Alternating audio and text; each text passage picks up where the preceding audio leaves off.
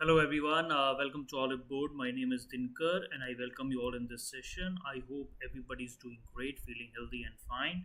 Welcome to yet another session on our RBI Grade B 2022-25 most important question to discuss. And as you all know that we have already covered the three lectures under this, and today is the fourth lecture under this series, and I hope everybody got benefited by the earlier three lectures. And today we will be discussing again the five more questions. Okay, so today's question are general in nature and it is based on the syllabus. Okay, so since whatever the question come from the syllabus, it will be around some of the basic concepts. Okay, it will be always around the basic concepts.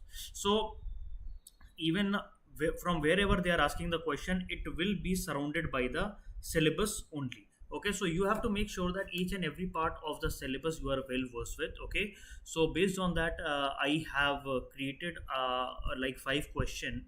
So under that, lot of content is there, but for you it is like going to provide you with lots of benefit during the examination.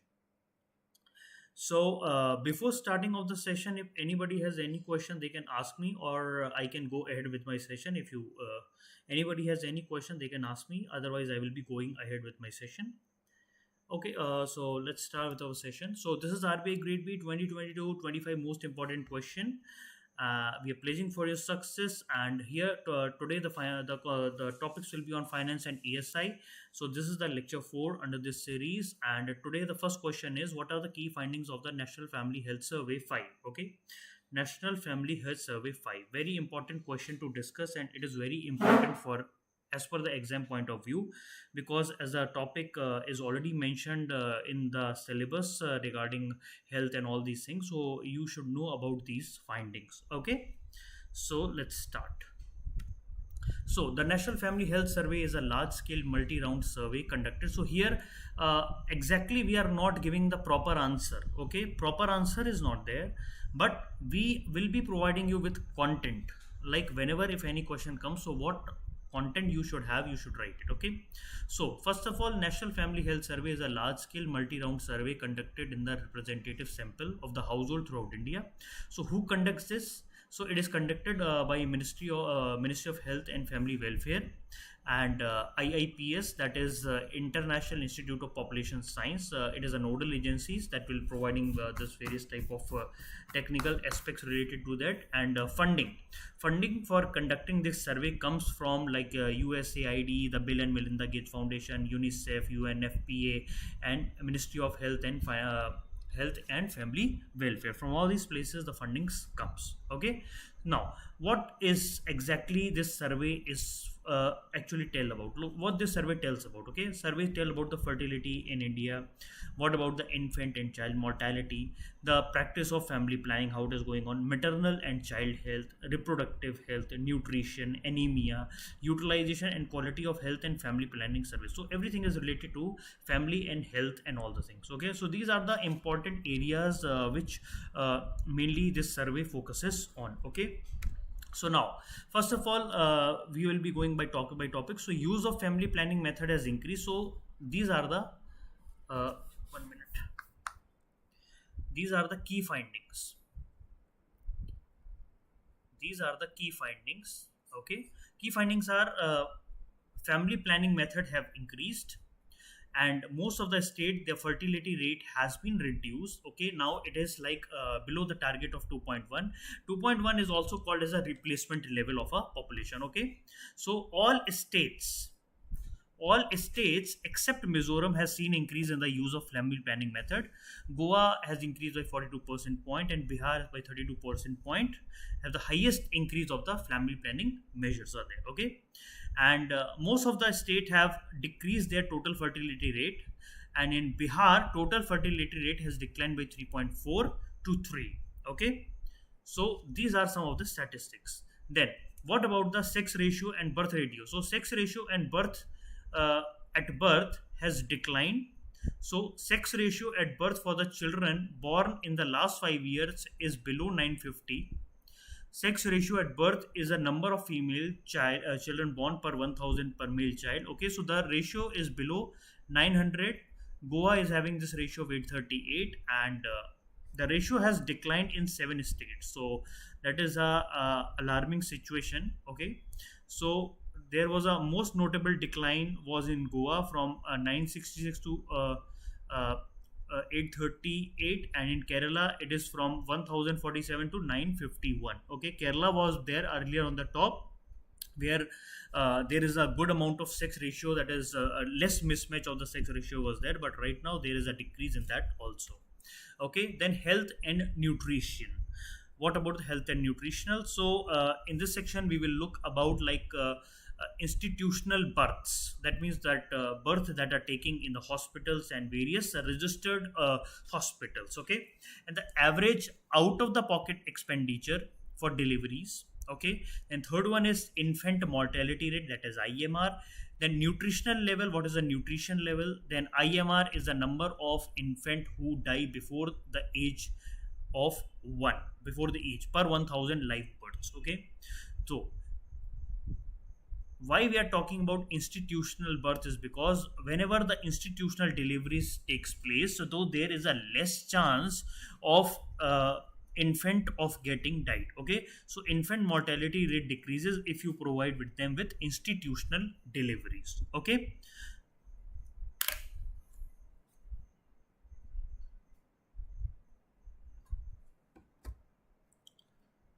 yeah, then after that institutional birth have increased uh, from the previous years, and out of the pocket expenditure on delivery has increased in some of the states. Okay, so institutional birth have also increased. That means it is a good sign that people are now getting delivered at the hospitals, and there is a slight negative aspect also, that out of the pocket expenditure is also getting little bit higher, and even government is providing like around some kind of benefit who are giving institutional birth. Okay, so these are some of the statistics. Like in 7 states, more than 90% of the birth in the last 5 years were institutional, and Kerala, where 100% of the births were institutional, and only 46% in the Nagaland was institutional. Okay, so Nagaland has a very less birth that is taking place in the hospital. Okay, and then the average out of the pocket expenditure on delivery in a public health facility has increased in 8 of the 17 states. Okay, then infant mortality rate has declined. A very good target, the good news regarding that infant mortality rate has declined in nearly all the states. Okay, so earlier it was 48 deaths per 1000, and now it has come to 32 deaths. Okay, but still IMR is still high in Bihar. Okay, then nutritional status of children below 5 year is worsening. That means it is not getting in a proper sense, and stunting and chronic malnutrition, that is lower height with respect to age. Okay, low height with respect to age has increased. That means it is not a good sign. Okay, and wasting or acute malnutrition refers to the low weight as per the height. Okay, so you should know the difference between the vesting and stunning. Okay, so these both are alarming situation. Okay, then the proportion of children who are underweight, okay, that means they are having low weight with respect to their age, so have increased in 11 out of 17 states. Okay, then obesity is rising in both men's and women across all the states. Okay, so the proportion of men and women in the age of 15 to 49 who are overweight or obese have increased across nearly all states except Gujarat and Maharashtra. Okay, then access to infrastructure, like how people are having access to infrastructure, like schools and all these places, and toilet facilities and all these things. So what it includes, like electricity, drinking water, sanitation facilities. Okay, uh, cooking fuel properly. Okay, so under electricity we are running various schemes. Then drinking water, Hargal Jal Se Yojana, like tap water connection to each and every household. Improve sanitation. Okay, Pradhan Mantri scheme is going on. Okay, Swachh Bharat Abhiyan, and clean fuel for cooking, that is LPG, Ujjwala Yojana, right? So whenever this question is asked, if the you have to write this, so please mention the various type of schemes over here. Okay. Then further other things that are there, we look at certain indicators related to access to infrastructure among the women. Now among the women, the mobile phone usage has increased. Okay. And regarding the internet, how women are using mobile phone, whether women are using internet, whether women are having saving bank account or not, and whether women are having any land or houses under their name. Okay. So now the result. So under the result, the proportion of household with electricity and improved drinking water source have increased good amount. Okay. Then there is a improve in the sanitation facilities also. 99% of the household in Kerala have a improved sanitation facility, and that is only 49% in Bihar. So Bihar is lagging behind. Okay. Then Telangana has seen nearly 25-point increase in access to improved sanitation as compared to National Family Health Survey of 4. Okay. So there is good amount of increase in the Telangana. Okay. Then more women using mobile phone across all states. However, many of them do not have access to internet. Okay. Women are using the mobile phone, but they are not having proper access to internet. Okay. So slowly that internet penetration will also happen. Okay. So however, like the proportion of women who are having mobile phone has increased. However, only about 50% of women use mobile phone in Andhra Pradesh, Bihar, Gujarat, and West Bengal. Okay. So the survey has looked for women under the age of 15 to 49 who are using internet. Okay. So there is a higher across all states, the proportion of men who have used the internet was higher than women's, with the difference being 25 percent points. Okay. Then most women having bank accounts, ownership of house, and women decline large land among the women. And okay. So the proportion of women who are having the saving bank account have increased. Okay. And they have seen a good amount of increase in various states. Then gender related indicators are also there. What are the gender related indicators? Okay. Like hygienic methods of protection during menstrual period, then spousal violence. Okay. And of among the married women. Okay.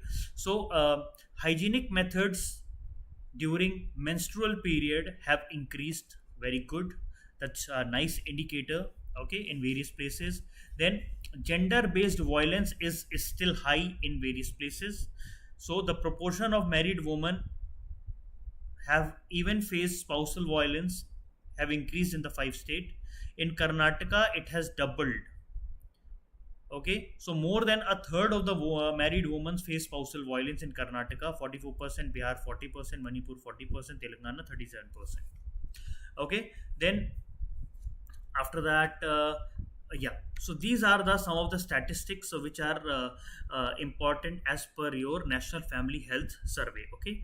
So for national, whenever the question comes National Family Health Survey 5, so these are the some important statistics that you should remember. Okay.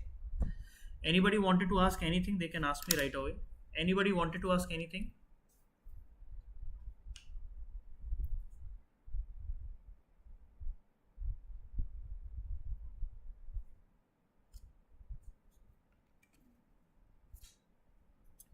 National Family Health Survey is very important for your exam point of view, because there is a good chance of framing of the question from here. Okay. Now we come into the second question. What are the issues of cyber security in India banking sector? How to overcome that? Okay. Cyber security has been like a part of technology, and it is directly related to the banking sector. And during the COVID-19 times, okay, during the COVID-19 times, there is a huge issue of cyber security, because most of the places are working on internet. Even the financial transaction are taking place throughout internet. Everybody is utilizing for the daily needs all the internet, and payments and all things are done from the mobile phone and laptops and internet. So that's why this cyber security has become a very important topic in the recent time. Okay. So So we have to start whenever we start any question answer. We have to start with providing some kind of introduction to it. Okay, so the year 2020 has been quite challenging for Indian bank when it comes to cyber security. Okay, because COVID-19 crisis that came up, and bank have struggled to provide the uninterrupted service to the clients because lockdown has been imposed and nobody can physically visit the bank branches. Okay, so they accelerated their digital transition. Okay, so forcefully the bank has to move towards the digital transaction and to ensure the contactless operation. So with the surge in the digitalization, bank also witnessed a spike in the cyber attack. So when the bank started too much of digitalization, at the same time the cyber attacks by the cyber criminals keeps has also got increased. Okay, so rising cyber threats after COVID 19 poses a serious concern for Indian Bank and Reserve Bank of India. What makes the challenge acute is that different banks are currently at varying stage of digital transformation. Okay, so as you all know that not many banks are there on the same page. Some banks are there in the middle of converting into the digital transformation. Some banks are already advanced in this. Okay, so there is a difference between the banks in varying stage of digital transformation. Okay, and cyber security maturity level determines by their past investment, budget allocation and size in the term of the customer. Okay, so how much they wanted to spend on the cyber security, that will depend on how much investment they are getting, how mature they are, what is the budget that has been allocated for the cyber security in the bank, and what is the customer size of that bank. Based on that they decide. Okay, so to cope with the challenges associated with COVID-19, bank executive will have to embrace new digitalization and cyber security norms. Then in India, the RBI red flagged cybersecurity issue in its financial stability report. Okay, RBI has released the financial stability report (FSR) in July 2020, and they talked about the cybersecurity over there. So the report underscored the challenges due to rising cyber threats, with the banking being the primary target. Okay, banking are the primary target of such these attack. Okay, so in the recent statement, the National Security Advisor affirmed that financial frauds increased exponentially due to the greater dependency on the digital payments. Okay, then so however uh, However, cybersecurity incidents are not new to the banking world.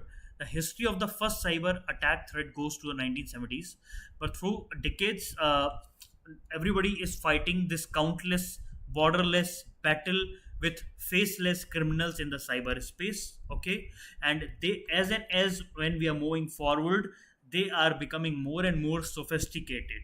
Okay, so at the same time we also have to become sophisticated, and at the same time we have to also increase our cyber securities principles. Okay, so the constant threat from the cyber criminal compromising the bank's defense system has compelled them to understand the importance of individual cyber attacks and comprehend pattern, sophistication and life cycle of such threat. Okay, so rapid digitalization of bank is inevitable in the post covid. So we cannot avoid this digitalization. This everybody has to know. Okay, so several banks have already witnessed a rapid digitalization across the four pillars in a short time. Okay,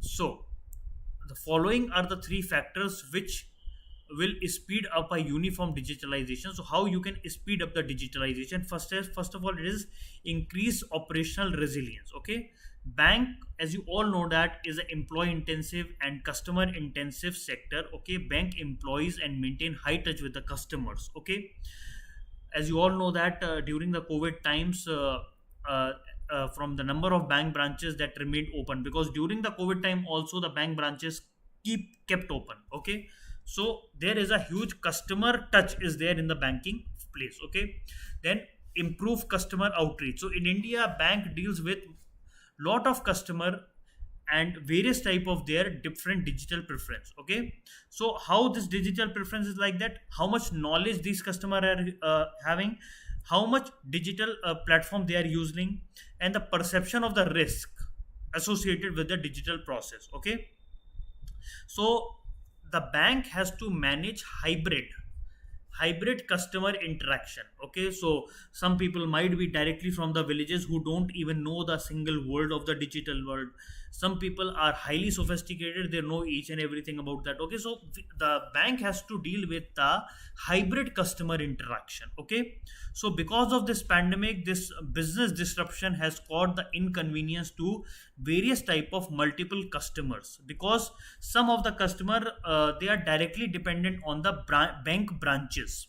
They are totally dependent on the bank branches for their day-to-day transaction, but all of a sudden when the bank branches was off, so they do not have any place where they can do a transaction. Okay, then save cost. Every business strives to make its operation cost effective, and banking is no exception. Bank have to provide comprehensive and essential service efficiently despite disruption while remaining cost effective. Okay, now cyber related challenge. Okay, as you all know that banks have a huge amount of confidential data, and it is not only related to payments and all those things. Bank have various type of data, confidential data, various type of KYC and everything. Okay, so as you all know that there is a huge amount of increase in technologies. Okay, so the urgency of the technologies like cloud, artificial intelligence, analytics, internet of things, machine learning. Okay, so with this technological transformation, confidential information will be saved in the remote server. Okay, so higher the digitalization operation, remote operation will lead to increased vulnerability. Okay, more and more your data is stored at different places, more and more vulnerable they are for the cyber attacks. Okay, so bank need to be mindful of the following challenges. Okay, why? First of all, there is a sophistication of cyber crimes. Too much of sophistication has happened. Then data management complexities are there. Limitation associated with the legacy system is there, because people don't know like what the legacy was going on. People don't want to get out of it. Okay, so once the things are coming into the digital world, so everybody is having a fear of it. Okay, then securing a third party. So securing a third party service. Okay, vendor and alliance partner. Okay, if you are having a third party like who is taking care of all the data in your bank, so there is a issue with that. The third party may be reliable or may not be reliable. Then your network can be exposed to compromised networks and devices. Okay, there will be lack of skilled cyber professional in your bank. Governance and regulatory compliances are there. Okay, so how you can tackle the cyber security challenge. Okay, so what are the keys? Okay, so first of all, before tackling the issue, the bank should know from where this cyber attack can happen. Okay, so what they have to do, they have to work on 7 pillars. They have to make sure that whatever the application they are working on, it should be secure. Their infrastructure should be secure. Their information data should secure. Cloud, wherever they store their data, should be secure. Identify and access management security should be proper. Regulatory focus should be always there. And end user education, that means those who are the end user like customers should know and how of digital world. Okay, so other, if they don't know, then teach them. Okay, provide the financial literacy work. Okay, then 7 steps recommendation to address the cyber threats are: prioritizing cyber security assessment. A continuous threat assessment should be made. Cyber security mature assessment should be made. Bridge the gaps. Integrate your cyber security assessment with the fraud risk and the financial crime reporting. Okay, then securing the remote access control.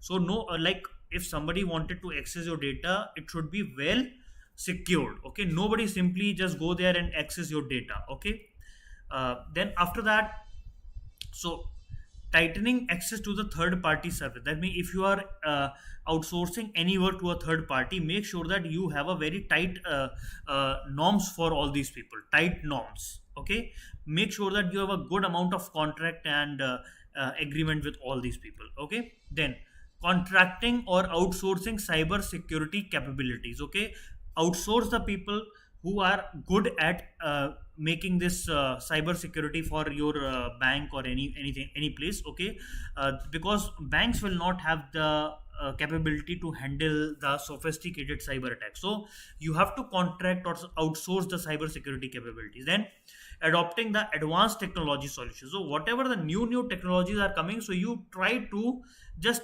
adopt all these things. Okay, because adopting the new technologies will help you to be on the front foot than your cyber criminals. Okay, then raising awareness by the help of training, provide training, raise awareness regarding the cyber security.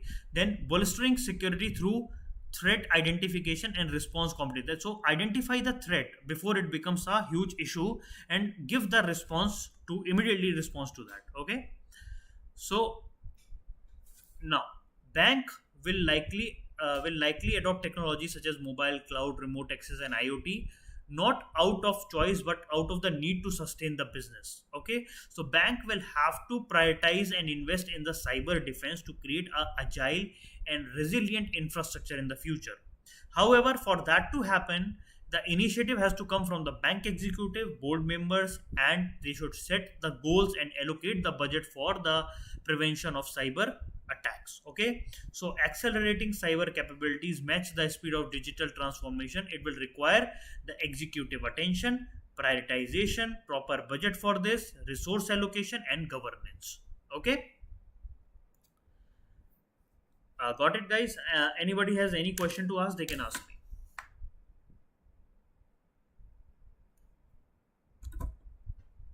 Anybody has any question, they can ask me. Guys, please keep interacting.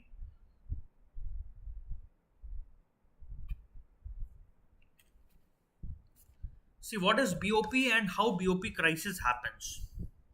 Why we are talking about this is because right now Sri Lanka has faced with the BOP crisis and Sri Lanka has defaulted. Sri Lanka has defaulted on their loans. Okay, so that is why this question become potential question for this year, because the BOP is related with Sri Lanka and it is in news for many from 1 or 2 months. Okay, so you should better prepare regarding this question. Okay, so this is how you analyze the syllabus. What is happening in the current affair? What is the syllabus? Whether my syllabus and current affair are aligned together, then you can expect that question. Okay, so balance of payment is an accounting record that reflect the financial transaction between a country when compared to the rest of the world.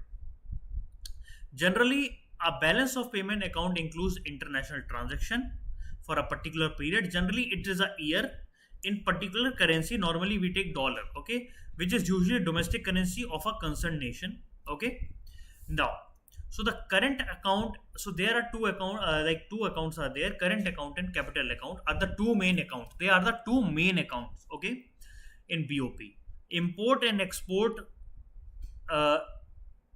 Goods, the trade in the services, transfer payments, all these things are coming under the current account, while all international purchases, sales of assets such as money, stocks, bonds, they are recorded in the capital account. Okay, foreign investment and loan are also there in the capital account. Okay, now the country is said to be in balance of payment equilibrium when the sum of its current account and its non-reserve capital account equals 0, so that the current account balance is financed entirely by the international lending. Okay, so the balance of payment deficit or surplus is obtained after adding the current and capital account balances. Okay, so a decrease in the official reserve is called overall BOP deficit. That means while during the addition of capital account money and current account money, if the value comes out to be negative, then you are in the BOP deficit, only deficit. And if the value comes out to be positive, that means you are in the BOP surplus. Okay, so the country with the current account deficit can face the difficulties. When you have a current account deficit, you can face the difficulties. In the event that the deficit is larger and its economy is unable to obtain adequate foreign investment inflow, the currency reserve dwindle. Okay, so what happens with the Sri Lanka is that their current account deficit has increased too much.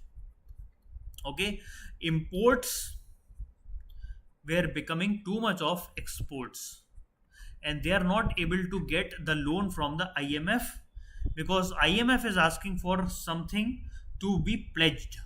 Okay, then only they can provide the loans. Okay, so what is BOP crisis? Sorry, this has to be bigger. So a weak trade deficit could often trigger a BOP crisis. So this is also referred to as currency crisis, which occur when the total imports exceeds your exports. Consequently, the economy fails to maintain its debt payment. That means whatever amount you have to pay to the international buyer, so you don't have the money to repay them. Okay, so BOP crisis, that is a kind of a financial crisis, impact the foreign exchange market. The value of the affected nation currencies witness a rapid change. Okay, so right now the Russia uh, currency is getting dwindled. The Sri Lanka currency is getting dwindled because of there is a huge balance of payment issues are coming. Okay, that is why Russia has tried to sell the low cost oil at a low cost to India and China. Okay, so more often the value of currency depreciate drive by huge outbound of the capital flow. Now, so the occurrence of the BOP crisis has several reasons. Among them is, first of all, is budget crisis. That means you have a deficit in the budget only because you have not provided that much of money which is required for the payment. Okay, then BOP crisis is also an indicator of real-time economic crisis. Like me, if you have a BOP crisis, that means there is something which is not good in your economy. So the crisis could prove to be very destructive for small open economies as well as large economies. However, the extent of destruction experienced by stable economies on account of BOP crisis is likely to be far low. Okay, then what are the options with the government to fending of the crisis, to prevent the crisis? Okay, so to tackle this, to tackle the issue, the government addresses the increased demand for a currency by making use of its own foreign reserves. Okay, so government has to utilize their reserve in the form of sterling, euros, US dollar. Okay, so government can also increase the interest rate so that depreciation of the uh, currency should not happen, because if depreciation of the currency happen, more and more money you have to pay for the international uh, buyers. Okay, then you can utilize the IMF special drawing rights. Okay, that is the special drawing rights that has been given to the by the IMF to the member countries based on their economies and based on their contribution to the IMF. Okay, so then what are the monetary measure for correcting the BOP? What monetary measure you can take to correct the BOP? First is deflation. Deflation means falling price. So deflation has been used as a measure to correct the deficit disequilibrium. A country faces deficit when it imports exceeds the export. Okay, so then second thing you can do, exchange depreciation. Exchange depreciation means decline in the rate of exchange of domestic currency in terms of foreign currency. This device implied that currency has adopted the flexible exchange rate policy. Earlier, before 1991, we were not following this, but after that, we have started. Okay, then devaluation. You can do the devaluation that India has done. Devaluation has also done by India.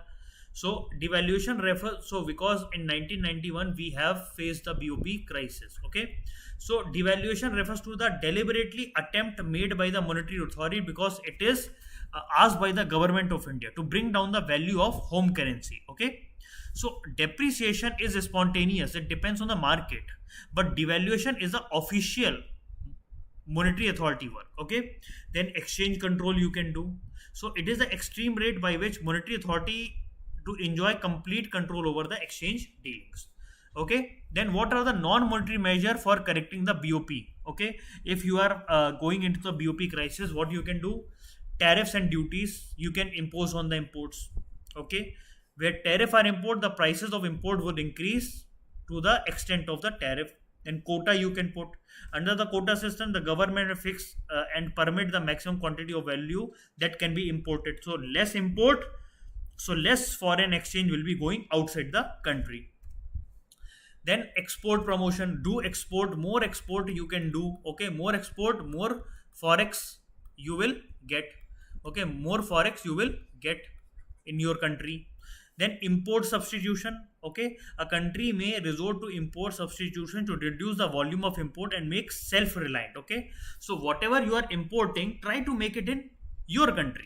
Okay, that is called import substitution. Okay, so here various type of measure, fiscal and monetary measure are required. Okay, and like import substitute, how you can do, you can provide industries with various type of tax concessions, various type of technical assistance, subsidies, and all these places. Okay, so that company should start producing more and more that kind of goods which they are importing. Okay, now the fourth question. Anybody wanted to ask anything?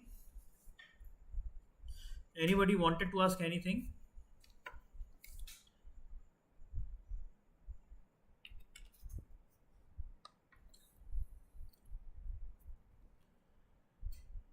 Guys, please do not feel any hesitation. Please keep on asking the question. Okay, so why this question I have taken, like what are the various sources of alternate finances used by the startups? The reason is too much of increase in the startup during the 2020 pandemic. Okay, everybody is trying to make their own startups, everybody is trying to make their own startups. So whenever you try to make startup, you need funding. Okay, so this is your part of syllabus, this is a part of your syllabus, and it becomes relevant because of this 2020 pandemic, because lot of startup has came and many have become unicorn also. Many startups have become unicorn also. So this question says very important. Okay, now alternate funding is gaining finances for your company outside of the traditional bank loan to gain capital.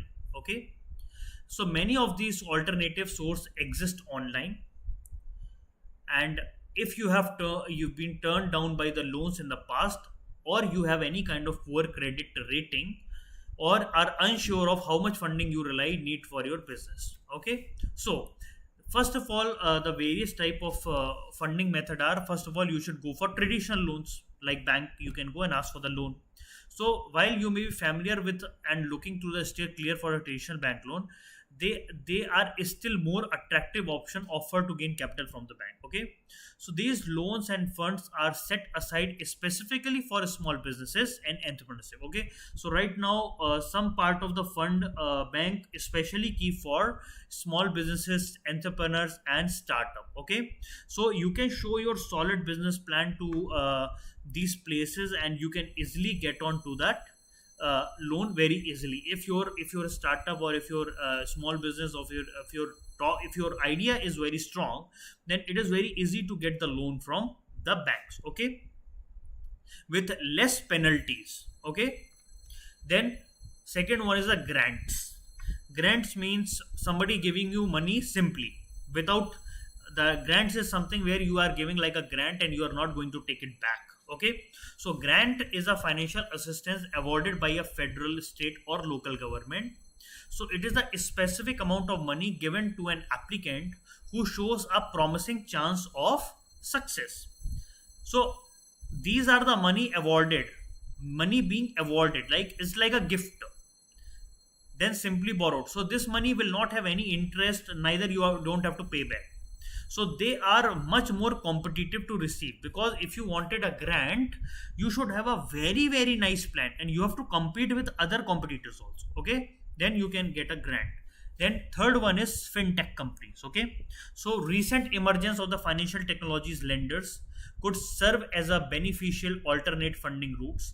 These lenders typically provide smaller loans, credit options, lower barriers to the entry, and function solely online. Okay, so this is about the fintech. Then crowdfunding, everybody has known that word. What is crowdfunding?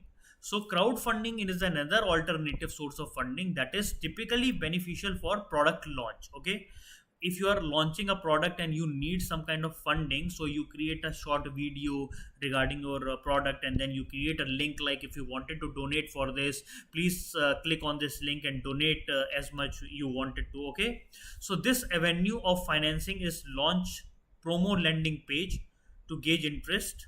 So crowdfunding has several benefits, but if you are interested in going to this route, it is important to note that each crowdfunding site is different. On some only allow funding for a limited time. Some requires you to meet your goals to receive any kind of funds. So please read it properly from where and all these things are working, and make sure that you opt for a better place. Okay. Then fifth one is peer-to-peer lending. That also you might have heard the word. Peer-to-peer lending is also referred to as social lending. Okay, which allow individual people to borrow and lend money to another from one another. So like I have interest in your business, so I try to lend my money to you. Okay, so it's like a, you can think like a peer to peer lending is in a form of crowdfunding also. You get it a loan also, or a angel investor. Okay, so it is the combination of all these things. Okay, so various online platforms are there which are looking for that peer-to-peer lending, whether they wanted to give as a crowdfunding, whether they wanted to give you as a loan, or like an angel investor, or like that. Okay, then we have a venture capital and angel investment. Okay, so venture capital or angel investment are individuals or firms that are willing to pump fund into the startups. Okay, as you all know that every day we heard that like uh, uh, like our Warren Buffett has invested here, Elon Musk has invested here, Mukesh Ambani has invested here. So you can call them as venture capitals or angel investor, like that. Okay, so why they are investing? Because they are like, they invest it and they take shares of your company. Okay, or your startup. Okay, so they are typically looking for a return because they are agree with your idea. Okay, and you have to tell like what is the exit plan and what is the growth plan or strategy. Like if you wanted venture capital or angel investment to invest in your company, so you have to show them a very solid plan. Okay, so this kind of funding is very applicable to very specific industries, that is technical, medical, and online, on all these places. Okay, then pitch competitor. What is this pitch competitor? This is another unique funding option that is really primed for startups and those who are working within an incubators. So pitch competitor typically requires you to be located within a specific region. That means if your company is situated at particular place,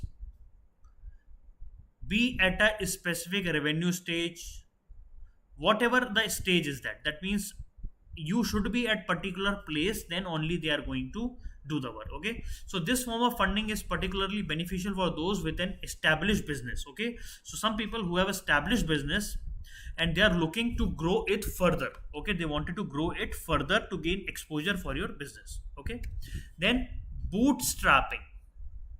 Bootstrapping is a very easy one. Okay, so this traditional way of alternate funding, so this is also traditional way. So instead of doing everything you can to acquire funding, while all the options listed above are still viable, you would like find yourself doing some sort of bootstrapping to prepare your business financially. Okay, funding from friends, family, service, or product peer sale, using your saving, your own saving. You can sell your assets, and even you can look for into the lines of credit. Okay, so bootstrapping is really something every business owner should do to help feel out the early stage. So this happens during the early stage of your business.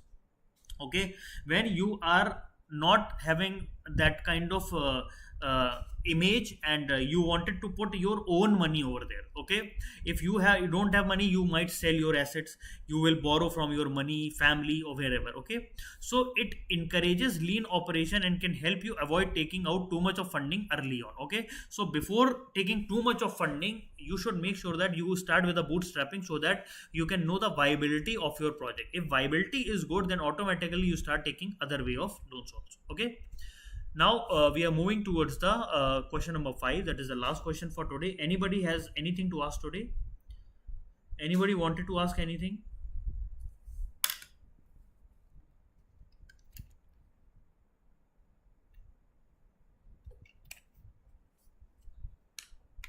Okay. So, how government use e-governance to tackle inefficiency at work? So, e-governance is also a part of syllabus. Okay. So, how government is utilizing e-governance to tackle the inefficiency at work? Okay. So, electronic governance or e-governance is adopted by the country across the world. In a fast-growing and demanding economy like India, e-governance has become essential. Okay, obviously, every time introduction is very important. Very important. Introduction has to be very important. So, the rapid growth of digitalization has led to many government across the globe to introduce and incorporate technologies in the government processes, and the electronic governance or e-governance can be defined as a uses of information and communication technology, that is called ICT, by the government to provide facilities, government services, various information and communication transaction to various customers and the people of the country. Okay, so it is the use of technology to perform government activities, achieve the objective of governance. Through e-governance, government services are made available to the citizen and businesses in a very convenient and in a very easy way, efficient and transparent manner. Like e-governance include like Digital India Mission, National Portal of India, Prime Minister Office, Prime Minister Portal, Aadhaar, filing and payments of the taxes online, digital land management, and common entrance test. All these are the places which are where e-governance is working. Okay, so what are the type of interaction that government makes? Government makes contact, government makes interaction through government to government. Like central government might be talking with the state government. Okay, central government might be talking directly to the citizens, government directly talking to the businesses, government to employees. So there are four type of interaction that keeps on going in e-governance. Okay, so based on that, various other things have been devised. Okay, so what is the objective?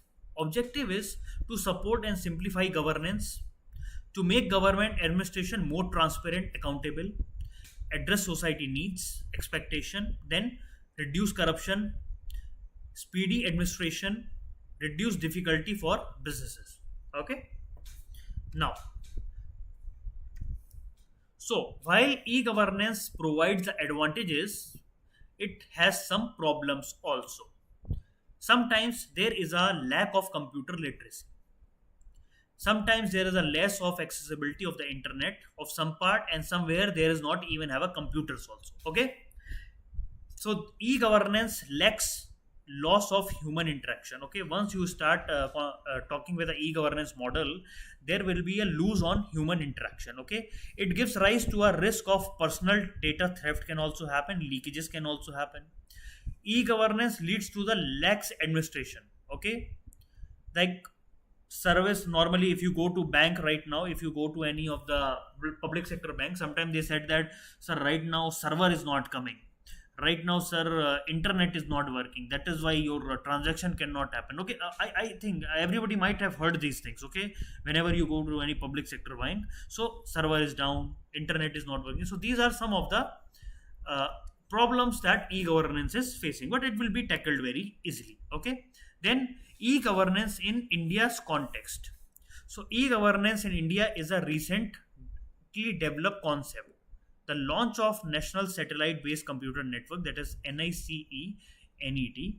So it is a subsequent launch of District Information System program to computerize all district offices in the country, for which free hardware and software were offered to the state government for e-governance. Okay, so in 2006, National E-Governance Plan (NEGP) has been launched by the Department of Electronics and Information Technologies and Department of Administrative Reforms and Public Governance. Okay, the main aim is at making all government service accessible.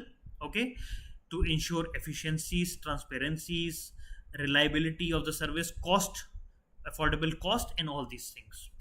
Then, so National E-Governance Plan has many initiatives like Digital India, launched in 2015, secure and stable digital infrastructure they have to create, proper delivery of government service, universal digital literacy has to be adopted, then Aadhaar, UI, DAI, e-signing of the document using Aadhaar, mygov.in has been launched. Okay, Umang portal has been launched. Okay, then after that we have a digital locker has been created where you can store your documents in a digital form like mark sheet, pan card, Aadhaar, degree certificate, and various other things. Okay, then pay.gov has been launched to facilitate online payment. Then mobile seva has been launched, aim at providing government service through mobile phones and tablets. Okay, so then after that, Pragati portal is there, proactive governance and timely implementation. This is a unique, integrated, and interactive platform through which our Prime Minister oversees the implementation of various government schemes, grievances, and state and central related projects. And this happens very periodically. Okay, so through video conferencing, the Prime Minister do and check about all these activities that are going on. Okay, so normally the Pragati is aimed for a culture of proactive governance. Okay, timely meetings, timely implementation of the projects, and timely proper governance and accountability has been set over here. Okay, so like in earlier class, if the Prime Minister why only few toilets has been made under the Swachh Bharat Abhiyan, then they have to in the next they have to tell that what has happened, so they have to keep on reasoning, and it is a real time presence. Okay, real time presence and exchange among the key stakeholders. Okay, real time access, presence and exchange among the key stakeholders keep on happening. Okay, so this is all about the content for your 5 questions, guys. If anybody wanted to ask anything, they can ask me right now. And for all of you, we are running our RBI Grade B phase 2 plans. Right now is a high time, and you should better go for the test series right now, and you should start writing the test right now, because only few days are left for the examination. So mock test is very important for you. So and we are providing a very good amount of five mock tests, like 5 for ESI, 5 for FM, and 5 for English. So these are very important if you really wanted to have a proper answer writing practice, and if you really wanted a very personalized feedback on your answers. So it is already running on, and we are there to help you out in all the ways. We request you to join our courses, and it will and just feel the difference. Okay, so anybody has any question to ask, they can ask me. Otherwise, I will wind up my lecture. Okay. So, guys, thank you so much. Dream it, make them happen in the real. Thank you so much for joining the session. It is really great to see all of you, and I would request everybody to join the series, join the test series, because very important for from now. And thank you so much. And please make sure that you follow all the COVID-19 protocols properly, because we want you to remain safe throughout this period. Okay. So, thank you so much. Bye bye. Take care and good night.